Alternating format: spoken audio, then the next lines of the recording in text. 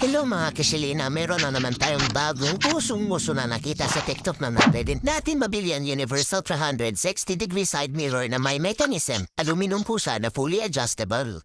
Ngayon ay ating ikabit ang ating nabili, gagamitan lang natin ang Allen wrench. Ngayon ay ating i-adjust at i-setup upang maisunod natin ikabit ang ating side mirror. Pero bago ang lahat atin mo nang puputulan ng dulo ang ating side mirror upang maikabit natin, nakadepende na rin sa inyo kung gaano kahaba ang inyong puputulan.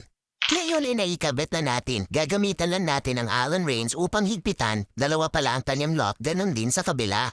Mayroon din itong lock sa baba, dapat higpitan. Ito pala ay mabibili mo ngayon sa napakamura na lang na halaga at abot kaya lang sa bulsa. Napakaganda na at sulit ang quality niya dahil ito ay CNC aluminum pure alloy. At ito na yung looks niya kapag naikabit mo na siya. O di ba naging maganda na lalo tingnan ang itsura niya at pwede mo pa siyang i-adjust kahit saan mo gusto nakaharap. Good news mga kaseline dahil kung bibili ka ngayon naka 30% off sila ngayon. Kung ako sa'yo hindi na ko magdadalawang isip pa na bumili ngayon dahil minsan lang ito, universal pala ito, ibig sabihin pwede ito sa lahat ng motor lalo na sa Nata Raider 150. Sa gusto pala bumili ay nasa yellow basket na ito na nasa baba ang link na makikita nyo, pindutin lang ninyo at pumili kayo dahil dalawa lang klase ang pagpipiliin nyo na kulay silver at black. At ito na mga kaselina ang final looks ni Mucha. Si Mucha pala ang pangalan ng alaga ko. By the way, bumili na kayo sa napakasulit at good quality na ang Universal 360-degree side mirror folding mechanism for motorcycle CNC aluminum alloy fully adjustable.